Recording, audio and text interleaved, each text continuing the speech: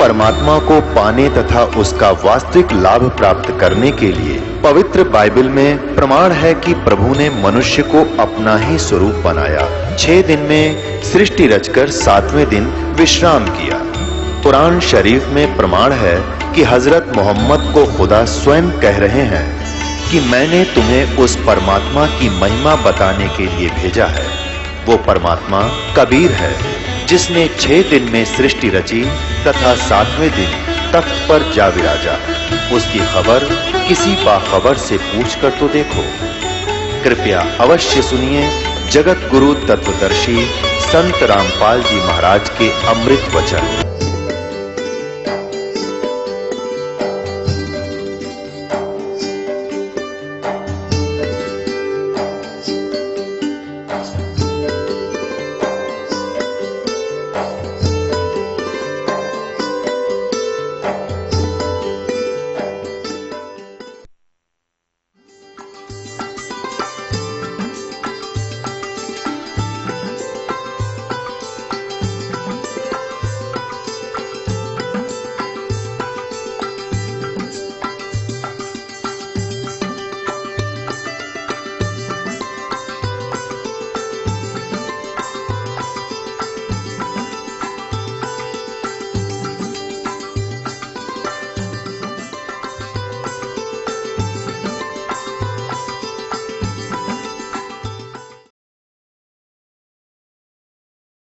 यानी तो हट करके बैठ गया तो बाहर से तो दिखाई देगा भक्ति कर रहा है, समाधि लगाने की चेष्टा कर रहा है, लेकिन ये मन किसी समय भी कोई ना कोई सोचे बिना ये रहता नहीं।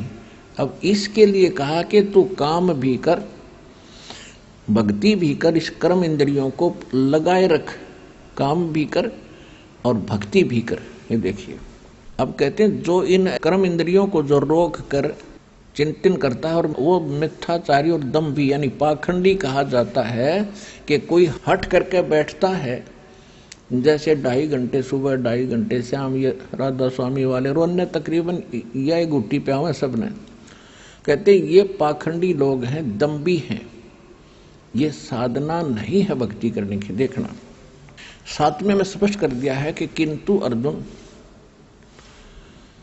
जो पुरुष मन से इंद्रियों को वश में करके और अनासक्त हुआ समस्त इंद्रियों द्वारा कर्म योग का आचरण करता है वही श्रेष्ठ है। यानी कर्म योग माने काम भी करता है और भक्ति भी करता है, वो श्रेष्ठ है। आगे देखो अब 3रे अध्याय के 8वें श्लोक में क्या कहा है। 8वें श्लोक में तू शास्त्र विहित कर्तव्य कर्म कर। शास्त्र विहित माने शास्त्रों में वर्णित वो साधना कर्तव्य कर्म कर जो कर्ण योग्य हैं क्रियाएं, क्योंकि कर्म ना करने की अपेक्षा है, यानी एक स्थान पर बैठ के हठ योग करने की अपेक्षा कर्म करना श्रेष्ठ है, तथा कर्म न करने से तेरा शरीर निर्वाह गुजारा भी तो नहीं सिद्ध होगा। हो गया सिद्ध। इस 8वें श्लोक में बिल्कुल स्पष्ट कर दिया है कि काम भी कर, यदि हट और शास्त्र अनुकूल साधना कर, और यदि काम छोड़ कर हठ योग करके बैठ गया तेरा पेट कैसे भरेगा। ये है वेद ज्ञान। और देखो 9वें में क्या कहा है। इसमें कहा कि ज्ञान यज्ञ के निमित्त किए जाने वाले कर्मों से अतिरिक्त, यानी यज्ञ माने धार्मिक अनुष्ठान भक्ति कर्म के अतिरिक्त किए जाने वाले कर्म अतिरिक्त दूसरे कर्मों में लगा हुआ ही यह मनुष्य समुदाय कर्मों से बंधता है। इसलिए अर्जुन आसक्ति से रहित होकर उस ज्ञान के निमित्त, तदार्थ मान उस ज्ञान के नहीं, उस परमात्मा पाने के निमित्त कर्तव्य कर्म कर। अब ये तो है वेद ज्ञान, क्योंकि सूक्ष्म वेद और यजुर्वेद ये दोनों प्रमाणित करते हैं कि नाम उठत नाम बैठत नाम सोत जागवे, नाम खाते नाम पीते नाम से ती लागवे। सूक्ष्म वेद। यजुर्वेद कहता है 40वें अध्याय का 15वां मंत्र, ये देखिएगा। यजुर्वेद ये देखिएगा यजुर्वेद, ये कहाँ से प्रकाशित है? प्रकाशक है सार्वदेशिक आर्य प्रतिनिधि सभा 2/5 महर्षि दानंद भवन, रामलीला मैदान, नई दिल्ली से। और यजुर्वेद आर्य भाषा भाष्य महर्षि द्वादश सरस्वती द्वारा इसका अनुवाद किया गया है और ये यहाँ से मुद्रित है। अब हम इसके 40वें अध्याय में चलते हैं। ये 40वां इसका अंतिम अध्याय है और ये लास्ट के ही मंत्र चल रहे हैं इसके अंदर। देखिएगा, ये है यजुर्वेद और 4400 यानी 40वां अध्याय 4400 और इसका मंत्र नंबर 15। हम संस्कृत भी पढ़ लेंगे जोड़ जाड़ का, हिंदी तो आवे अपन, यह देवनागरी लिपि है। वायुर अनिलम अमृतम अथेदम भस्मांतम शरीरम। ओम करतो समर किलबे समर और करतुम समर है 15वां श्लोक। इसका क्या अर्थ है?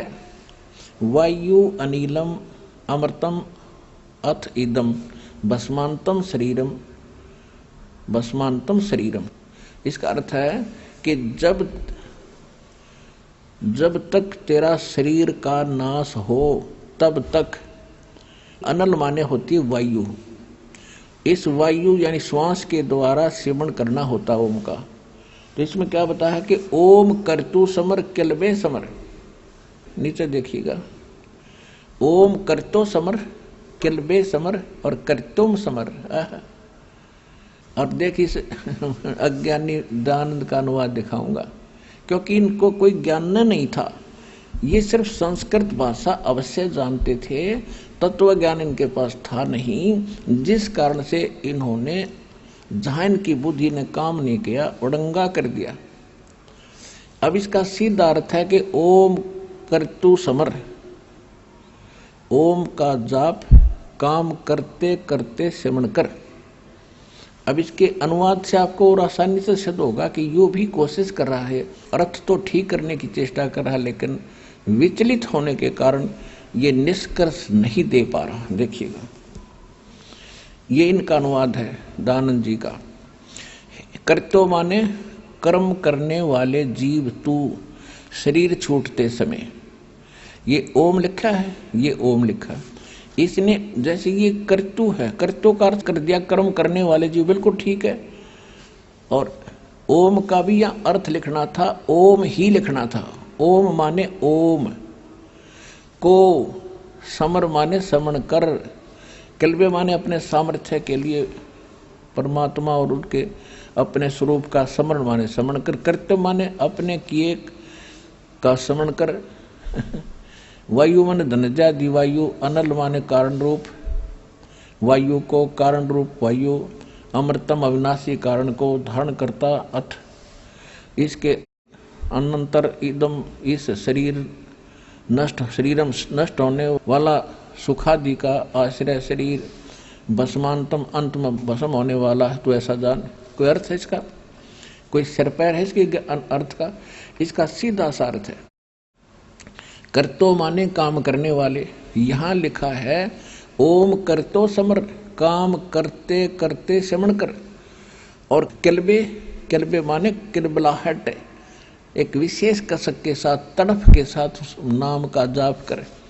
और कर्तव्य माने अपने मूल मनुष्य जीवन का मूल कर्तव्य जानकर ओम का जाप करे। तो इसको अंतिम सांस तक, शरीर छूटते तक, जब तेरा शरीर नाश हो तब तक इसका सेवन कर। तो ये वेद ज्ञान है। और गीता अध्याय नंबर 8 के श्लोक नंबर 13 में कहा है, ये देखिएगा, श्रीमद् भगवत गीता उठा ली हमने, पवित्र वेद रख दिए। अब इसके 8वें अध्याय का 13वां श्लोक आपको दिखाते हैं। ये देखिएगा, अध्याय नंबर 8 का श्रीमद् भगवत गीता और श्लोक नंबर 13। हम संस्कृत पढ़ेंगे, परमात्मा ने इस योग्य कर दिए। ओम इति एकाक्षरम ब्रह्म व्यवहारन माम अनुसमरण ये प्रयाति तजंदेहम स याति परमाम गतिम। इनका अनुवाद यहाँ से शुरू होता है। इन्होंने दोनों का इकट्ठा कर दिया 12 और 13 का, बल्कि अलग अलग होना चाहिए था। यहाँ से शुरू होता, जो पुरुष ओम माने ओम, ओम माने ओम, इस एक अक्षर रूप इति एकाक्षरम, अक्षर रूप ब्रह्म को उच्चारण करता हुआ उसके अर्थ स्वरूप मां मुझ निर्गुण ब्रह्म का चिंतन करता हुआ शरीर को त्याग कर जाता है, वह पुरुष परम गति को प्राप्त होता है। ये अनुवाद इन्होंने ठीक नहीं करना है, पर थोड़ा बहुत मिला दिया, मिलता जुलता सा है। देखिएगा, अब देखिएगा, हम अपने हिसाब से करेंगे इसको। अब 13वां मंत्र है 8वें अध्याय का 13वां श्लोक।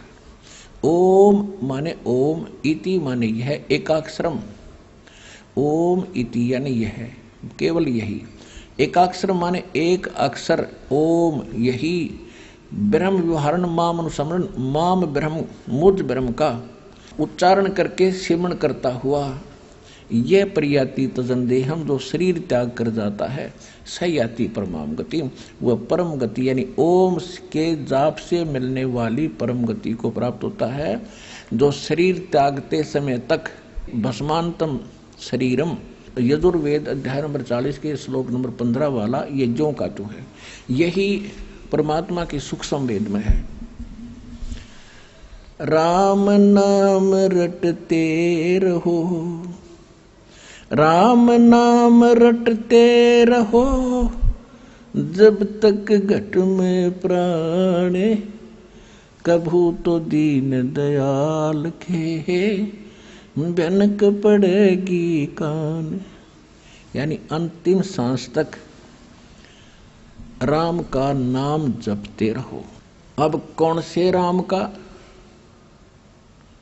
गीता अध्याय नंबर 18 के श्लोक 62 में, गीता अध्याय नंबर 15 के श्लोक 4 में गीता ज्ञानदाता कहता है कि अर्जुन तू सर्वभाव से उस परमेश्वर की शरण में जा, उसकी कृपा से तू परम शांति को और शाश्वतम स्थानम यानी उस अमर लोक को प्राप्त होगा।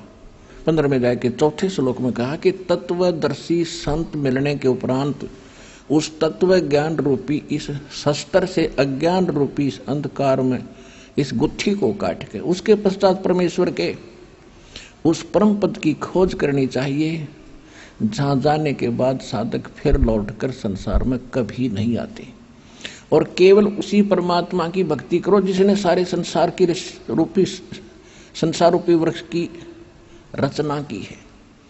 अपनी भी साधना करने को नहीं कह रहा। यदि तूने उस स्थान को पाना है,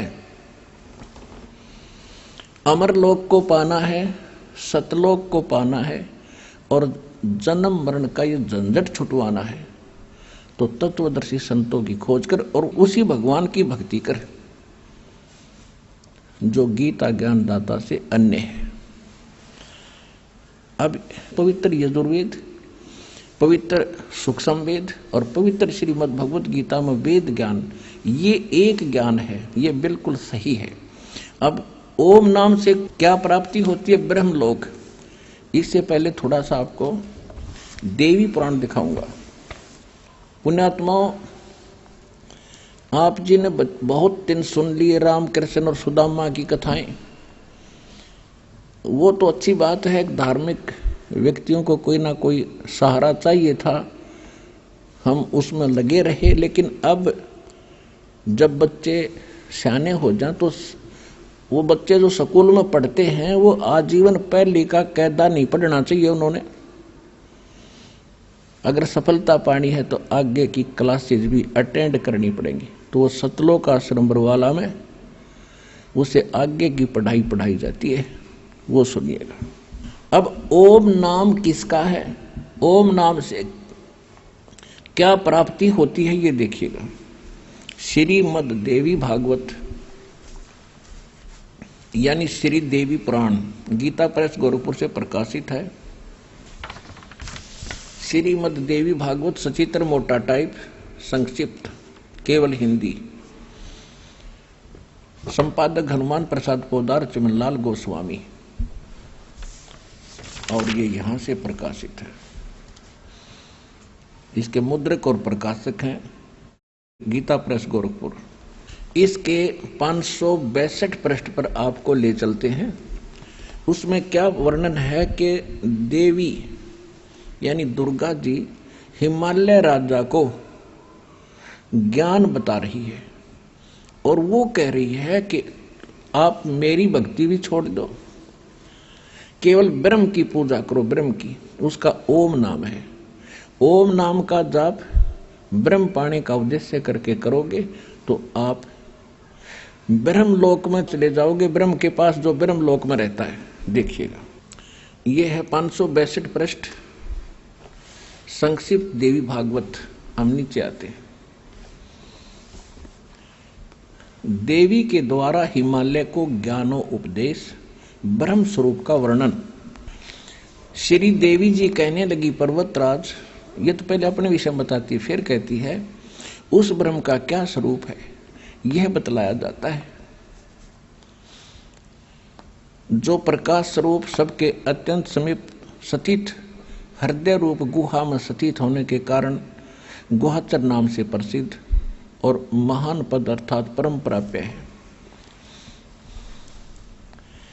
वह है समस्त प्रजा के ज्ञान से परे है। उसने किसी भी प्रजा को उसका ज्ञान नहीं है, अर्थात किसी की बुद्धि में आने वाला नहीं। यह तुम जानो, जो परम प्रकाश रूप, जो सूक्ष्म से भी अत्यंत सूक्ष्म है, जिसमें संपूर्ण लोक और उन लोकों में निवास करने वाले प्राणी स्थित हैं, वही ये अक्षर ब्रह्म है। अब पुण्यात्मा इस परमात्मा के द्वारा दिए गए सूक्ष्म वेद रूपी पैमाने से आप इन सभी देवी और देवताओं के ज्ञान के स्तर से परिचित हो जाओगे। अब ये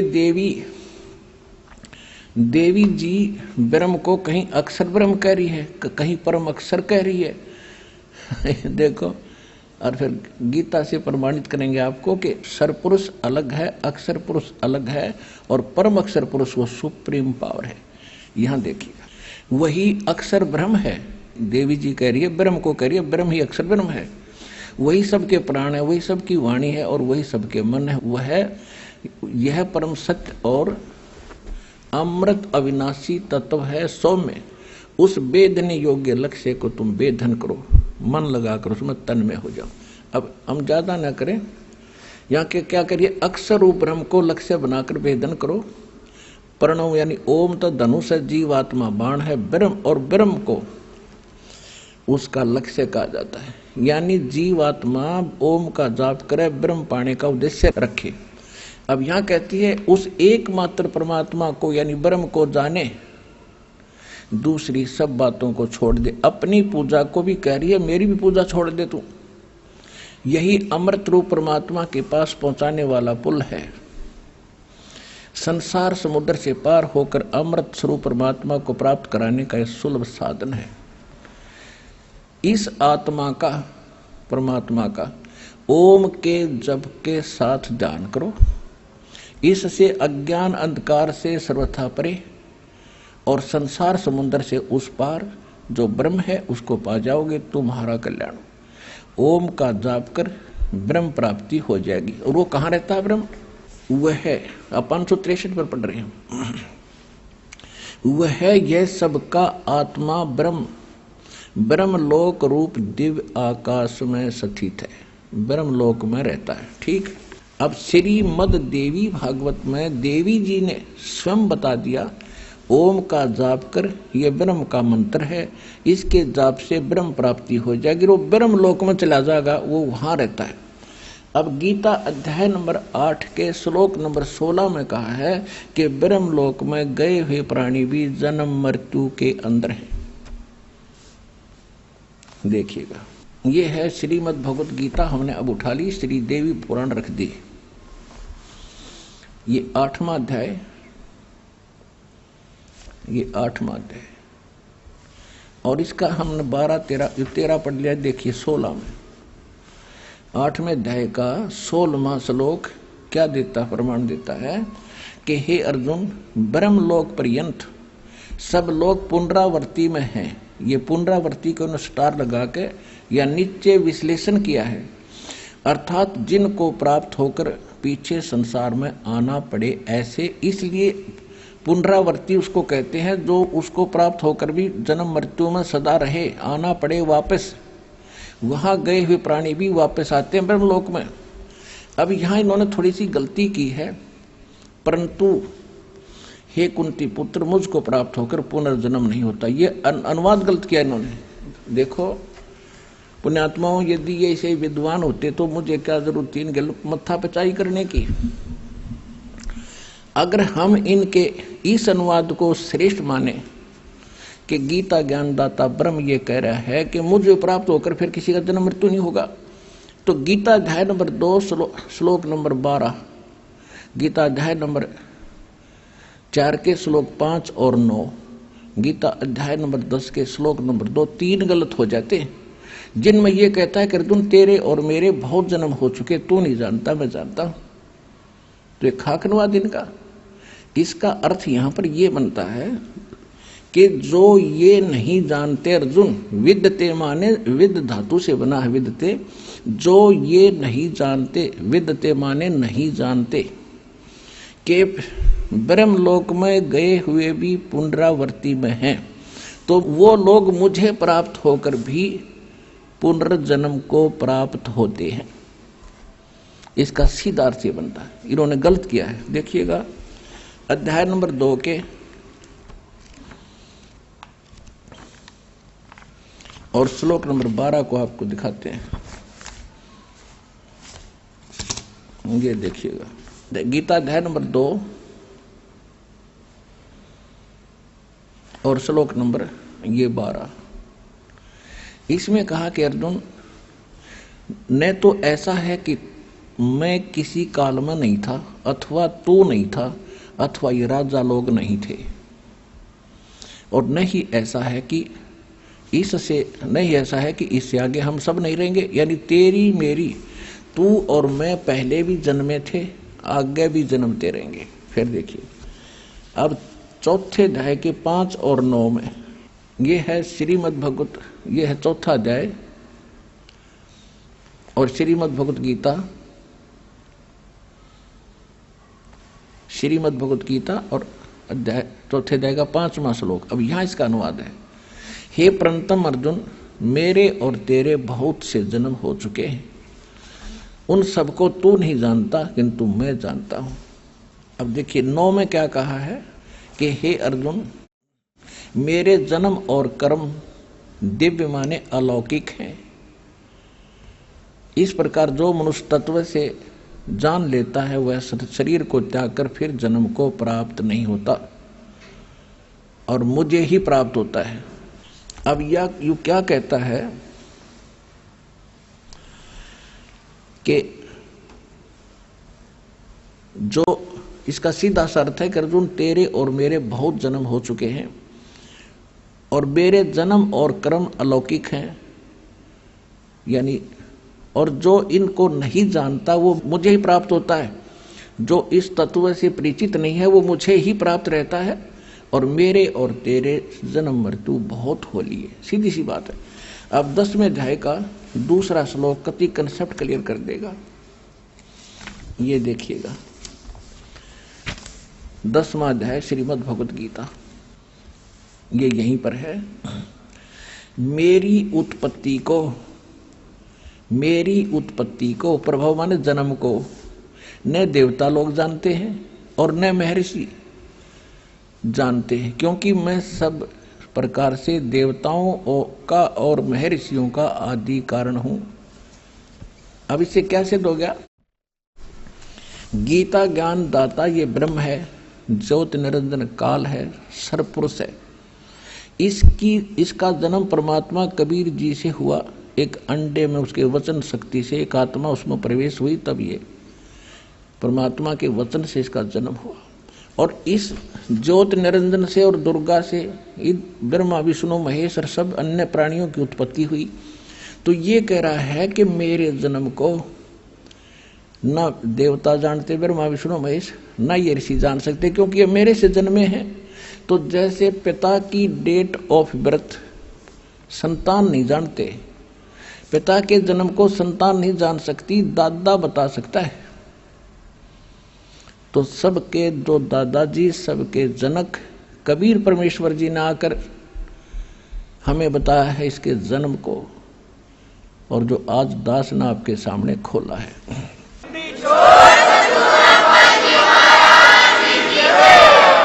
तो इससे सिद्ध हो गया कि गीता ज्ञान दाता का जन्म हुआ है और मृत्यु ये स्वीकार कर ही रहा है। तो गीता अध्याय नंबर 8 के श्लोक नंबर 16 में ये अनुवाद इन्होंने जो किया है वो बिल्कुल गलत किया है कि मुझे प्राप्त होकर फिर पुनर्जन्म नहीं होता और ब्रह्मलोक में गए हुए सबकी पुनरावृत्ति होती है। तो देवी भागवत में गीता पुराण उस देवी ने स्पष्ट कर ही दिया है कि ओम नाम का जाप कर ब्रह्म पाने का उद्देश्य रख, उसको पा जाओगे, तुम्हारा कल्याण हो, और वो ब्रह्मलोक में रहता है बस। तो ब्रह्म का जाप ओम मंत्र है, ब्रह्मलोक प्राप्ति है। गीता अध्याय नंबर 8 के श्लोक नंबर 16 ने स्पष्ट भी कर दिया है। देखिए गीता अध्याय नंबर 8 के श्लोक नंबर 16 में ये स्पष्ट हो गया है कि ब्रह्मलोक पर्यंत, ब्रह्मलोक तक गए हुए सब लोग पुनरावृत्ति में हैं, उनकी जन्म मृत्यु होती है। पुनरावृत्ति माने जिनको प्राप्त होकर पीछे संसार में आना पड़े, ऐसे उनको पुनरावृत्ति कहा है। यहाँ का है ना, परंतु हे कौंती पुत्र मुझको प्राप्त होकर पुनर्जन्म नहीं होता, ये गलत है। इसको देखिएगा, ये 16वां श्लोक संस्कृत देखें। आ ब्रह्म भुनाथ ब्रह्मलोक पर्यंत, लोका यानी सभी लोक, उसमें गए हुए पुनरावृत्ति न, वहां गए हुए सभी लोकों में, ब्रह्मलोक तक जितने लोक हैं सब में पुनरावृत्ति होती है, वहां गए हुए प्राणियों का जन्म मृत्यु होता है। अर्जुन माम उपेते तू कौनते पुनर्जन्म न विदते, इसका अर्थ है न विदते, जो ये नहीं जानते कि ब्रह्मलोक तक गए हुए सभी प्राणी पुनरावृत्ति में है, उस जो ये नहीं जानते अर्जुन माम उपेते, मुझे प्राप्त, तू माने मुझे प्राप्त होकर भी कौनते पुनर्जन्म, उनका पुनर्जन्म होता है। ये इसका यथार्थ अनुवाद है।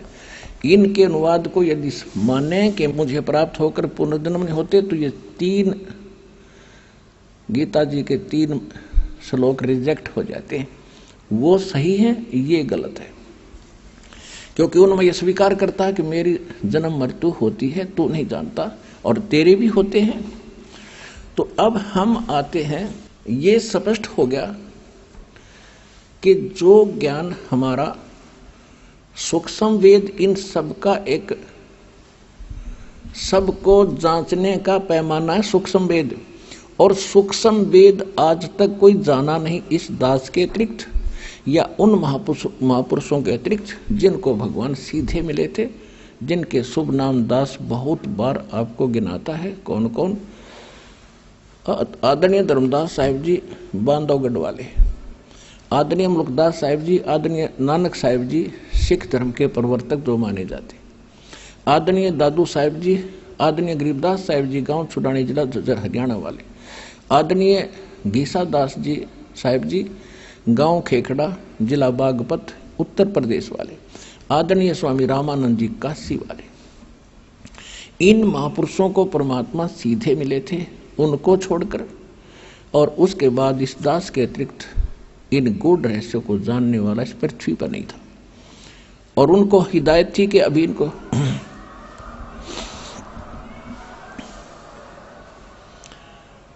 और उन महापुरुषों को सख्त हिदायत थी कि अभी ये सार्वजनिक ना करना। धर्मदास मेरी लाख दुहाई, ये सार शब्द की तबार न जाई, सार शब्द बाहर जो पढ़ी, बिचली पीढ़ी हंस न तरही। धर्मदास मेरी लाख दुहाई, ये मूल ज्ञान कहीं बार न जाई, मूल ज्ञान बाहर जो पढ़ी, बिचली पीढ़ी हंस नी तरही।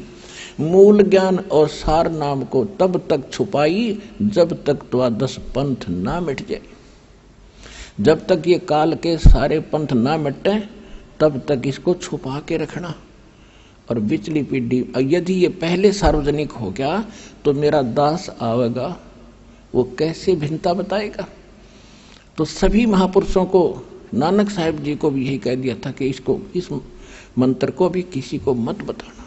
अब ये तो स्पष्ट हुआ, ये प्रमाणित हुआ कि सूक्ष्म वेद वो तो कंप्लीट स्पिरिचुअल नॉलेज है।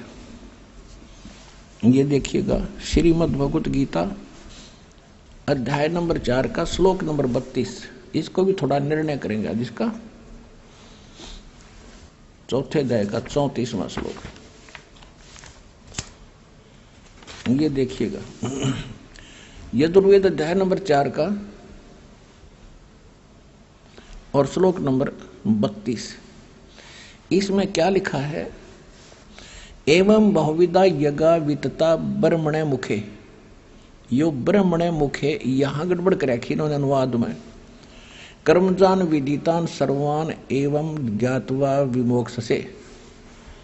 इन्होंने अनुवाद कैसा किया है कि इस प्रकार और भी बहुत तरह के, यानी ये पहले जो बताए हैं 25 से लेकर ये 25 से लेकर 30 तक का जो ज्ञान पहले बताया इसने, ये चौथे अध्याय का चौथा अध्याय और 25वें श्लोक से इन्हें शुरू किया है कि दूसरे अपने माने कुछ दूसरे योगीजन देवताओं के पूजन रूपी यज्ञ माने धार्मिक अनुष्ठान, धार्मिक कार्यों का अनुष्ठान बलि भारती अनुष्ठान किया करते हैं। कुछ तो देवताओं की पूजा करते हैं और कुछ ब्रह्म अग्नि, ये परब्रह्म नहीं ब्रह्म की पूजा करते हैं, और कुछ आत्म यानी अपने आत्म चिंतन ही करते रहते हैं, और कुछ कान आदि इंद्रियों को रोक राख के संयम करके हठ योग करते हैं, कुछ हवन किया करते हैं, कुछ वैसे ही का सब शरीर में शब्द सुनते रहते हैं।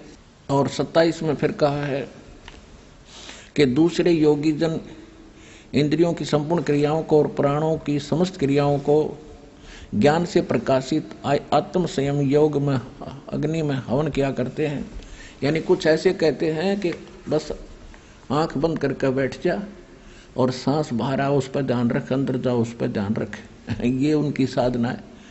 सांस पर ना ध्यान करेगा तब भी आ जा रहा है, सांस को तो सिमरण करना है उस मंत्र के साथ। तो यहां देखो 28 में क्या कहा है कि कुछ कई प्रकार के द्रव्य संबंधी यज्ञ करते हैं, जैसे भंडारे कर दिए, कांबड़ बांट दिए, कुछ तपस्या करते हैं, हठ योग करते हैं, और कुछ योग करते हैं केवल योग अभ्यास। जैसे कुछ ये देखो टीवी का ऊपर न पैर कर लिए, तले न सर घनी देर तक खड़े रहे, कोई पेट न घुमा घूम कति इससे काम लागे रहे, कुछ इससे भक्ति समझते हैं। अब आगे देखो चौथे अध्याय में हम 28वां पढ़ रहे हैं, यहां से योग रूप करते हैं। और कुछ अहिंसावादी तीक्ष्ण व्रतों से युक्त यत्नशील पुरुष स्वाध्याय रूप ज्ञान यज्ञ करते हैं। कुछ तो अहिंसावादी तीक्ष्ण व्रत, जैसे मुंह पर पट्टी बांध के नंगे पैरों घूमना, सूर्यास्त होने के बाद खाना नहीं खाना, इस तरह की ये जो करते हैं, कुछ तो ऐसा करते हैं। और कुछ स्वाध्याय करते हैं, गीता का पाठ कर लिया, वेदों के कुछ मंत्र पढ़ लिए, जप जी का जाप कर लिया। कहती सभी के सभी अपने और दूसरे कितने योगी जन अपान प्राणवायु को हवन करते हैं, यानी प्राण ये योगिक क्रिया करते हैं प्राणायाम आदि करके, और अपने आप को रिलैक्स महसूस कराते हैं, बस यही भक्ति है। तो ये प्राण वायु में अपान वायु को हवन करते हैं। और अन्य कितने ही नियमित आहार यानी अल्पाहार करते हैं, एक बार खाना खा लिया, सारा दिन में एक रोटी या केवल दूध पी लिया। प्राणायाम पुरुष प्राण और अपान की गति को रोककर प्राणों को प्राणों में ही हवन किया करते हैं, यानी सांस मद को देखते रहते हैं। और ये सभी साधक यज्ञों द्वारा पापों का नाश कर देने वाले, यज्ञों को जानने वाले हैं। इसका अर्थ ये है कि ये सभी जो क्रिया कर रहे हैं ये अपनी साधना को पाप नाशक जानते हैं, इसलिए कर रहे हैं। जब इनको पता चल जाएगा तो डरे ढोरे हो तो कौन करेगा इनको? कोई भी जो साधना कर रहा है उसको सही मान रहा है तभी तो कर रहा है। अब आपको पता चला, आपने त्याग दी तुरंत, नहीं तो पहले आप इसी ने फाइनल मान रहे थे जैसी भी साधना कर रहे थे। इसका ये अर्थ है। अब 32वें श्लोक पर आते हैं हम, चौथे अध्याय के 32वें श्लोक देखिएगा। अध्याय नंबर 4 का अब श्लोक नंबर 32, इसमें कहा है कि इस प्रकार, इनका अनुवाद पढ़ते हैं, इस प्रकार और भी बहुत तरह के यज्ञ इन्होंने यहां गड़बड़ कर दी। ब्रह्मणे मुखे का अर्थ कर दिया वेद की वाणी में, नहीं, ये लिखना था सच्चिदानंद घन ब्रह्म की वाणी। मुख माने मुख कमल से जो बोलता है, ब्रह्मणे माने क्या है ये दिखा। अपना आत्मा गुरु बिन काहू न पाया ज्ञाना, जो थोथा भूस छड़े मूड किसाना। गुरु बिन वेद पढ़े जो प्राणी, समझन सारे रहे अज्ञानी। ये सारे अज्ञानी थे, किसी को भी कख पता नहीं था अध्यात्म मार्ग का, और बने बैठे थे महर्षि मुंडलेश्वर आचार्य और शंकराचार्य। अपना जीवन नाश कराया, हमारे पूर्वज डबो दिए, भूत बनवा दिए। अब ये दास बताएगा आपको ज्ञान। देखिएगा अध्याय नंबर 17 श्रीमद् भगवत गीता और 23वें श्लोक में, ओए होए, ओम तत् सत इति निर्देशः ब्रह्मणे तिर्विधः समर्थः। तिर्विधः ब्राह्मणा तेन वेदा च यज्ञा च विहिता पुरा। 23 नंबर, इसमें अनुवाद सही किया इन्होंने। ओम ओम तत् तत् सत सत। तत् और सत का इन्हें सपने में भी ना पता लग गए। अब ये गूढ़ रहस्य हैं। आज का जो सत्संग है विशेष होगा आपके लिए। ये ओम तत् सत, ये 3 मंत्र हैं। किसके? ये देखिए इन्हीं के शब्दों में। ऐसे ये त्रिविध है, 3 प्रकार का ब्रह्मणे माने सच्चिदानंद घन ब्रह्म का नाम कहा है। तो ब्रह्मणे माने सच्चिदानंद घन ब्रह्म, यानी परम अक्षर ब्रह्म, सच्चिदानंद घन ब्रह्म। ब्रह्मणे माने सच्चिदानंद घन ब्रह्म। अब देखिए, यानी गीता ज्ञान दाता से अन्य वो परम अक्षर ब्रह्म है। जैसे गीता अध्याय नंबर 7 के श्लोक नंबर 29 में गीता ज्ञान दाता ने कहा कि अर्जुन, जो मेरे इस ज्ञान का आश्रय कर लेगा, कि तत्वदर्शी संत की खोज कर लेगा, उसके पश्चात जो जरा और मरण से छूटने के लिए वो प्रयत्न करते हैं, इस संसार की किसी वस्तु की इच्छा नहीं रखते, तो वो व्यक्ति उस तत्व ब्रह्म से और सारे दातों से और सब कर्मों से परिचित है। 8वें अध्याय के प्रथम मंत्र में गीता ज्ञानदाता से अर्जुन ने प्रश्न किया कि हे भगवान, फिर वो तत्व ब्रह्म क्या है? गीता ज्ञानदाता ने 3रे श्लोक में 8वें अध्याय में कहा है वो परम अक्षर ब्रह्म है। देखिएगा, ये भी कंसेप्ट क्लियर करेंगे। ये 7वां अध्याय 29वां श्लोक, ये केवल मूल पाठ है। इसमें लिखा है कि जरा मरण मोक्षाय, जरा माने वृद्धावस्था, मरण माने मृत्यु, मोक्षाय माने मोक्ष के लिए, माम आश्रिता यतंती ते, मेरा इस ज्ञान का आश्रय कर लेते हैं कि तत्वदर्शी संत को खोज ले। उसके खोजने के बाद ये ते जो खोज लेते, ते माने वे, ब्रह्म तत्विदु, तत्व ब्रह्म माने उस ब्रह्म को जानते हैं, कर्षणम अध्यात्म कर्म च अखिलम, के सारे अध्यात्म को और सभी कर्मों से वो परिचित हैं। अब इनका अनुवाद देखते हैं। जो मेरे शरण होकर जरा और मरण से छूटने के लिए यत्न करते हैं। यह जरा मान लिखना था वृद्ध अवस्था का कहर, बुढ़ापे के दुख से और मृत्यु के दुख से छूटने के लिए जो प्रयत्न करते हैं, वे, ते माने वो व्यक्ति, तत् ब्रह्म, तत् ब्रह्म, तत् माने उस, ब्रह्म माने ब्रह्म यानी काल को, संपूर्ण अध्यात्म को और तथा संपूर्ण कर्मों को जानते हैं। अब यहाँ अर्जुन ने पूछा, 8वां अध्याय सामने है, बिल्कुल एक श्लोक और बीच में है 30वां। इसमें कोई विशेष नहीं कहा कि जो मुझे जानते हैं वो मुझे ही प्राप्त होते हैं, बस अंतकाल में मुझे ही जानते हैं और मुझे ही जानते हैं, बस मेरे तक ही उनकी बुद्धि सीमित है। फिर यहाँ 8वें अध्याय के प्रथम मंत्र में अर्जुन ने पूछा, किम तत्ब्रह्म किम अध्यात्म किम कर्म पुरुषोत्तम अधिभूत च किम प्रोक्तम अधिदेवम किम उच्यते। वह तत्व ब्रह्म क्या है? इसका उत्तर अध्याय नंबर 8 के और श्लोक नंबर इस 3 में दिया है। वह परम अक्षर ब्रह्म है। अक्षरम ब्रह्म परमम, परम अक्षर ब्रह्म है।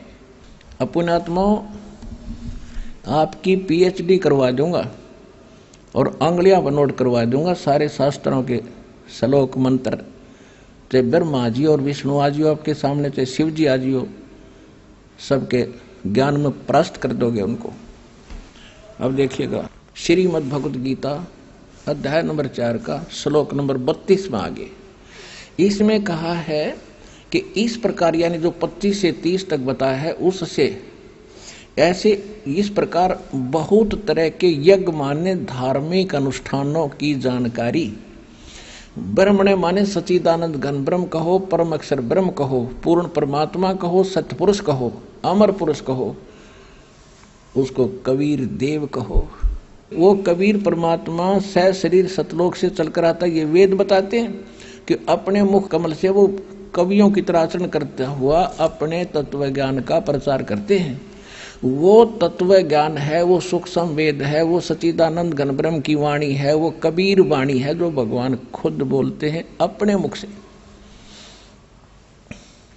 और इसमें मूल पाठ में संस्कृत भी स्पष्ट करती है, ब्रह्मणे मुखे, मुख माने मुंह, मुख, और ब्रह्मण माने सच्चिदानंद घन ब्रह्म यानी परम अक्षर ब्रह्म।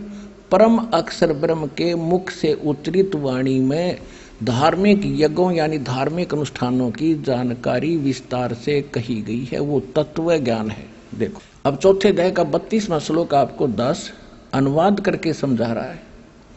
इस प्रकार और भी बहुत तरह के यज्ञ माने धार्मिक अनुष्ठान सच्चिदानंद घन ब्रह्म की वाणी में, परमेश्वर के मुख से उच्चरित वाणी में, कबीर वाणी में, उस तत्व ज्ञान में विस्तार से कहे गए हैं। उन सबको तू, ये कहता कर्म जान, मन इंद्री और शारीरिक क्रियाओं द्वारा संपन्न होने वाले जान। कर्म जान माने परमात्मा जो ज्ञान देगा सूक्ष्म वेद में, वो क्रियाएं काम करते करते करनी होती हैं। शारीरिक क्रियाओं को काम करते करते उसका सेवन और ध्यान भजन करना होता है। कर्म जान यानी मन इंद्रियों और शारीरिक क्रियाओं द्वारा संपन्न होने वाले जान, वो ऐसे होते हैं। इस प्रकार तत्व से जानकर उनके अनुष्ठान द्वारा कर्म बंधन से तू सर्वथा मुक्त हो जाएगा। अब ये स्पष्ट हो गया कि सूक्ष्म वेद वो है जो परमात्मा स्वयं आकर अपने मुख कमल से बोलता है। वेद भी यही बताते हैं कि वो परमात्मा सतलोक में रहता है, वहां से सह शरीर आता है गति करके और अच्छी आत्माओं को मिलते हैं, उनको ज्ञान से परिचित कराते हैं यथार्थ ज्ञान, और कवियों की तरह आचरण करते हुए वो गूढ़ रहस्यों और गुप्त मंत्रों को आविष्कृत करते हैं। अब ये स्पष्ट हो गया। अब चौथे अध्याय के 34वें श्लोक में आपको बताते हैं। ये है गीता अध्याय नंबर 4 का और श्लोक नंबर 34। उस तत्व ज्ञान को जो परमात्मा स्वयं अपने मुख कमल से बोलते हैं, वो ज्ञान तत्व ज्ञान है। उस ज्ञान को तत्वदर्शी ज्ञानियों के पास जाकर समझ, उनको भली भांति दंडवत प्रणाम करने से, प्रणिपातेन, और उनकी सेवा करने से, कपट छोड़कर प्रसन्न करने से, सरलता पूर्वक प्रसन्न करने से वे परमात्म तत्व को जानने वाले तत्वदर्शनी, वह तत्वदर्शी संत, विद्वान, ज्ञानी माने विद्वान पुरुष तुझको तत्व ज्ञान का उपदेश करेंगे। अब वो तत्व ज्ञान है जो स्वयं परमात्मा अपने मुख कमल से बोलता है। वो कैसे आता है, ये थोड़ा सा ऋग्वेद को भी साथ लेंगे हम। देखिएगा ऋग्वेद 9-10 मंडल ये इकट्ठे ही अनुवादित है। ये कहां से छपा है? प्रकाशक है सार्वदेशिक आर्य प्रतिनिधि सभा, महर्षि दान भवन, रामलीला मैदान, नई दिल्ली से, और ये यहां से छपा है। अब इसके हम थोड़े से श्लोक पढ़ेंगे, घना कंसेप्ट क्लियर हो जाएगा। ये है ऋग्वेद मंडल नंबर 9 सूक्त 86 मंत्र 26। इसमें क्या कहा है? इसमें यो कबीर शब्द है, ये कबीर लिखते हैं, हम कबीर बोलते हैं इसको।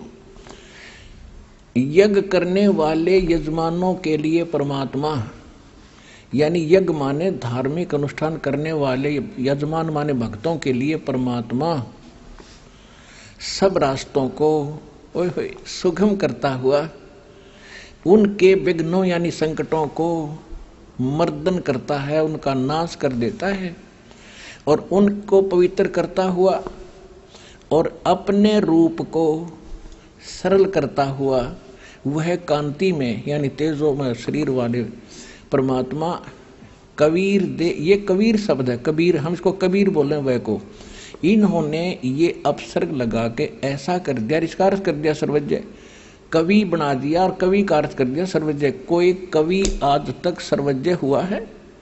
इनकी अकल मारी जा रही है। अब देखना, अब पहले ये निर्णय करते हैं कि जैसे ये यजुर्वेद है, ये देखो ये यजुर्वेद है और इसके अपसर्ग हटा के ये र यहाँ लगा दें दो और वेद अलग कर दें और यजु लिख दें और कहीं पर इस यजुर्वेद की महिमा हो और केवल यजु लिखा हो तो अनुवाद करता बुद्धिमान उसकी बुद्धि सलप नहीं करेगी, तो वहां करेगा यजुर्वेद लिखेगा।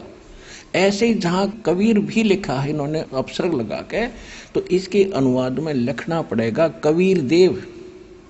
हम उसने कबीर देव के बोल रहे हैं, कबीर देव कबीर, हम वह को वह बोलते हैं, वेदों को हम वेद बोलते हैं। किसी का नाम धर्मवीर है तो हम उसको धर्मवीर बोलते हैं, किसी का नाम वेद प्रकाश है तो उसको वेद प्रकाश बोलते हैं। तो यहाँ सिर्फ एक भाषा के बोलने का अंतर है और भगवान का नाम वही है। इस यजुर्वेद से करते हैं स्पष्ट आपको, ये महर्षि दानंद का ही अनुवादित है, ये देखिएगा। ये है प्रकाशक वही सार्वदेशिक कार्य प्रतिनिधि सभा, ये सारा, और ये अनुवादक और ये प्रकाशक। अब इसके आते हैं हम 36वें अध्याय का प्रथम मंत्र, ये है 63वां अध्याय, 36वां अध्याय। और इसमें मूल पाठ के अंदर एक यजु शब्द है, ये यजु शब्द है।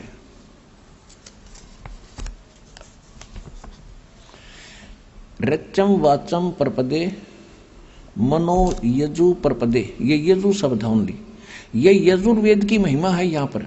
तो यहाँ पर इस महर्षि दानंद ने ठीक अनुवाद कर दिया। यहाँ देखो ये इसी का अनुवाद है, ये लिखता है वाणी की प्रेरणा को प्राप्त हो मनन करने वाले अंतःकरण के तुल्य यजु माने यजुर्वेद को प्राप्त हो। तो यहाँ यजुर्वेद की महिमा थी, बेशक यजु लिखा था तो इन्होंने यजुर्वेद लिखना पड़ा।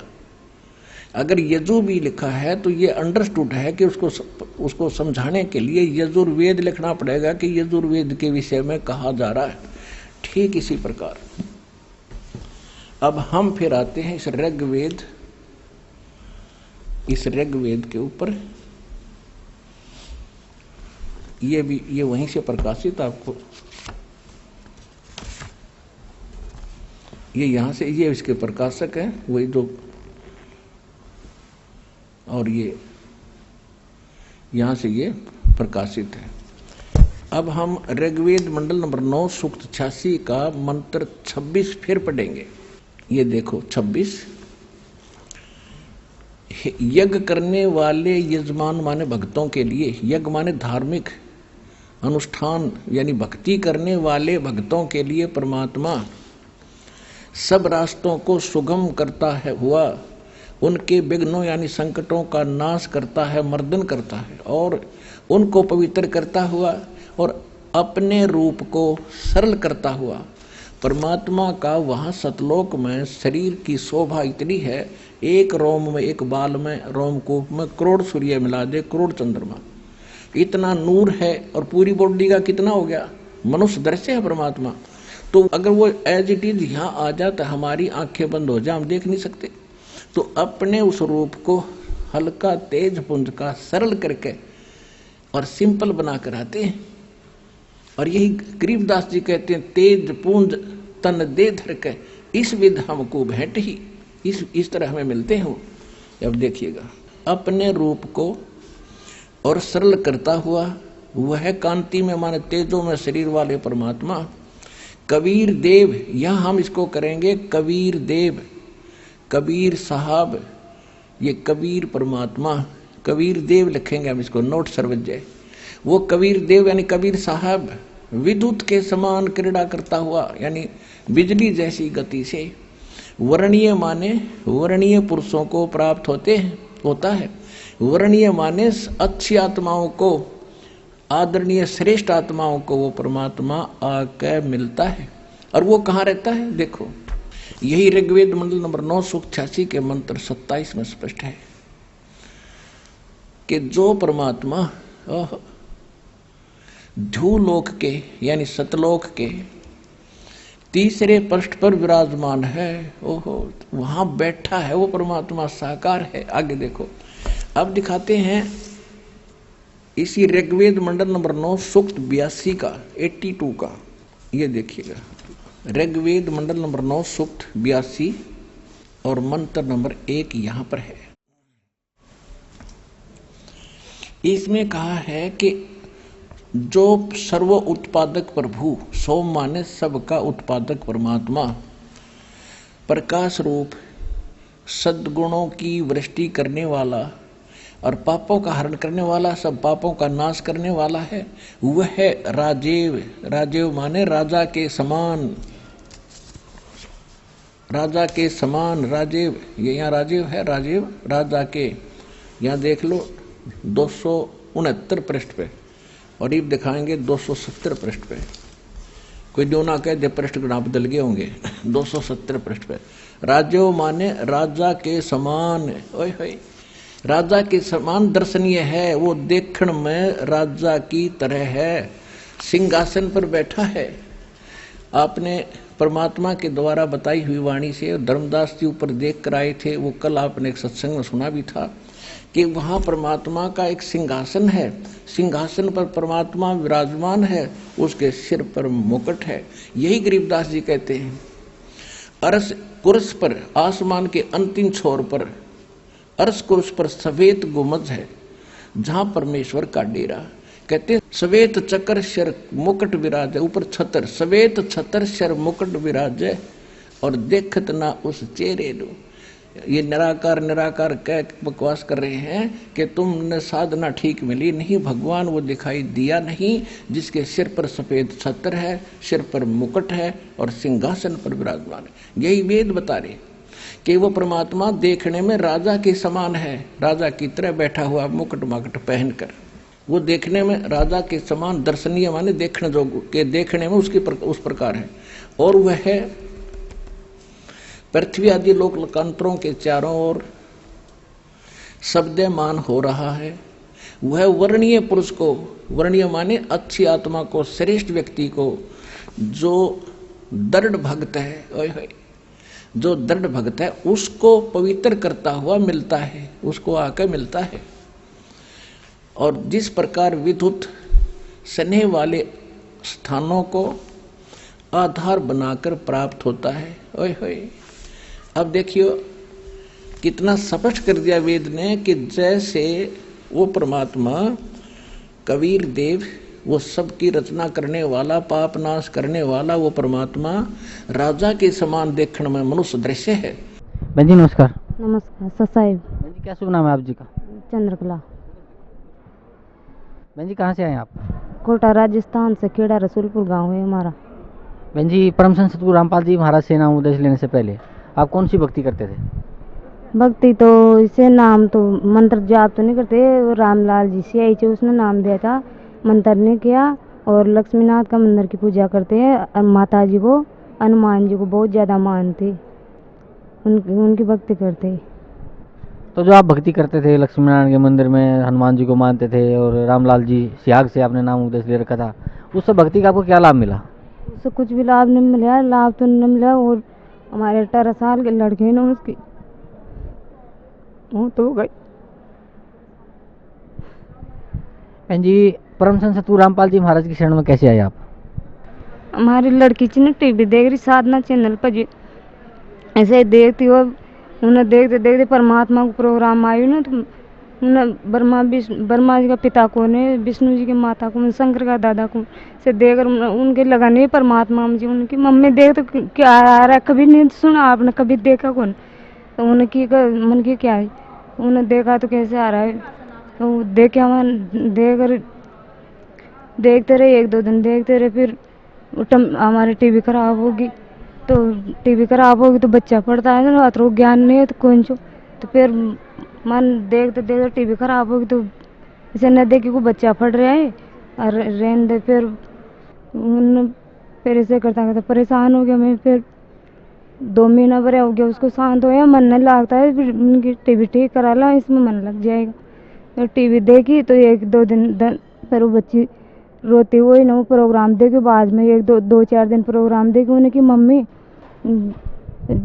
परमात्मा कब बुलाओगे। रसोई में खाना बना रही थी ना, तो रोई अपना आप अंदर से लगन हुई वो परमात्मा के लिए। तो रोई हुआ का परमात्मा टीवी में दिखाएगी, हमें बुलाओगा कब आश्रम। तो ऐसा 1 मिनट भी नहीं हुआ वैसे रो। और बाहर आई मुझसे कि मम्मी कब चलेगी आश्रम। मैंने कि परमात्मा बुलाऊंगा जी भी चलेंगे। तो अटी तो मैं से बोल रही हूँ और उनकी छोटे लड़को जी मारो जी ने उनका मौसा जी को फ़ोन किया कि मौसा जी आप कब आओगा, गुरु जी के चलेंगे। कल तू कदे जी भी आ जाऊँ, कल सुबह आ जाओ। तो मन तो की भी को उसे फ़ोन करवा कि उन्हें फ़ोन कर सुबह आ गया। तो मैं परमात्मा के यहाँ आ गया, उनका मौसा जी लेर। तो यहाँ आर नाम दीक्षा ले ली, परमात्मा के यहाँ आया। आशीर्वाद भी मार बहुत ज़्यादा हवा को चक्कर से तो घूम मची मुँह परेशान हो बहुत ज़्यादा। आशीर्वाद देता है परमात्मा ने। असु जान 2-4 क्विंटल वजन शरीर पर से उतरा से वजन उतरा। हमारी ननद का भी ऐसा ही हुआ, उन्होंने भी नाम दीक्षा ली परमात्मा से। और लड़की आई ना, तो दीक्षा नाम है उसका। उन्होंने परमात्मा के दे के औरतों को इतना तेज देखो, पूरा परमात्मा को तेज देखो जो और। तो परमात्मा ने उनको दर्शन दिया। हम फिर परमात्मा ने ऐसे कृपा करी हम पे। बहन जी, परमचंद सतगुरु रामपाल जी महाराज से नाम उपदेश लेने के बाद आपको और क्या लाभ मिला? एक तो हमारे शरीर को सुख मिला परमात्मा नाम दीक्षा लेने के बाद। और परमात्मा ने यहाँ से जाता है नाम दीक्षा ले गया, 2-3 दिन बाद में परमात्मा ने कबीर परमेश्वर का रूप में दर्शन दिया। ऊपर टोपी लाग रही थी, कुर्तो पजामा पर है, डाढ़ी थी और पलोट से ऐसे हम एक मकान से जी हम बैठे और ऊपर महात्मा जी ना जा रहे आ रहे ऐसे दर्शन दिया। और एक दिन सो रही थी से लेट रही थी पलंग पर। तो परमात्मा ने जो ना जो 3 रूप में दर्शन दिया। मैं पहले तो कबीर पर में छोटा रूप में दर्शन दिया परमात्मा ने, फिर गरीबदास जी का रूप में दर्शन दिया परमात्मा ने, और फिर वो जागिट फिर है ना वो रूप में दर्शन दिया परमात्मा ने। 3 दिन में दिया क्या मचकी मारी तो परमात्मा ने टीवी पर में दर्शन दिया। और एक बार हमारे कमर दुखो जी, मैंने कि परमात्मा हमारी कमर बहुत ज़्यादा दुखो जी। तो परमात्मा ने टोपी लाग रही, कालो कुर्तो पर या लंबो, और परमात्मा आश्रय हमारे आडीर आशीर्वाद दे परमात्मा ने। तो हमारे कमर दुखो जी ने मुँह लेट रही ना, तो 2 डंडा घुमाया हमारे कमर पर, फिर 2 डंडा खड़ा कराया। तो मुँह नींद में बहुत ज़्यादा दुख रही थी दिन हमारी कमर। तो सुबह उठी ना तो परमात्मा ने हमारे कमर ठीक हो पाई, बहुत ज़्यादा लाभ होया। और फिर हमारे सासू जी ने की और चा कोई जहाँ कोई परेशानी थी तो वहाँ बताई माँ तो बहुत ज़्यादा परेशान था 10 साल से, कोई चक्कर चुआ का सिर दर्द करे। तो उन्होंने की वहाँ जाओ करो माँ को, वहाँ जाओ जी परमात्मा की शरण में परमात्मा आया हो या जी वो। तो वहाँ को टीवी पर चैनल आस्था साधना चैनल पर प्रोग्राम आओ तो देख पकड़ो। उन्होंने देखो 1-2 दिन देखता है कि मार तो सिर दर्द होगी, CT स्कैन करवा कर लेगा जा रहा है जो CT स्कैन कराऊंगा कि मारे माथा दर्द करे जी। तो प्रोग्राम देखता है वो 4-5 घर पर आ गया, तो खपचा लगा मन के माता रात आए जो वहाँ से प्रोग्राम देकर सत्संग में से। तो वहाँ ने की माए तो रास्ता बता दो, फिर वहाँ रास्ता बताई। फिर वहाँ ने की मैं अकेला न जाऊँगा तो आप कोई चालो हमारे साथ। फिर हमारे लड़कों से 13-14 साल को जी भेजो जी जो आभारी हो अगलो सत्संग जी में नाम दीक्षा ले गया। बहुत आराम से वहाँ का परमात्मा ने बहुत दया करी। बहन जी, भक्त समाज को क्या संदेश देना चाहते हैं आप? तो ये संदेश जाना चाहती हूँ कि परमात्मा आया हो या कहाँ भी मत भटको। और बहुत दिनों से लगन ची परमात्मा की, वो परमात्मा में मल चुका। मूँगफली या सो सची मंदिर की पूजा करते हैं हमारे। तो परिवार में सबका कोई का तो भूत बन रहा, कोई का भूत बन रहा है। तो मुझे सोच सची कि जी मंदिर की पूजा करे चाहिए तो वहाँ का घर में भूत तो पास ही नहीं आने चाहिए। तो उनके सबके आता है तो तुम कोई भी मैं जवाब नहीं देता कि ये क्या है। और यहाँ परमात्मा की शरण में आता है मैं वो पता लग गया कि भूत तो परमात्मा के पास भी नहीं आता है। भगत समाज को ये संदेश देना चाहते हो कि परमात्मा की शरण में आओ और अपना कल्याण कराओ। धन्यवाद आपका, बहुत बहुत धन्यवाद।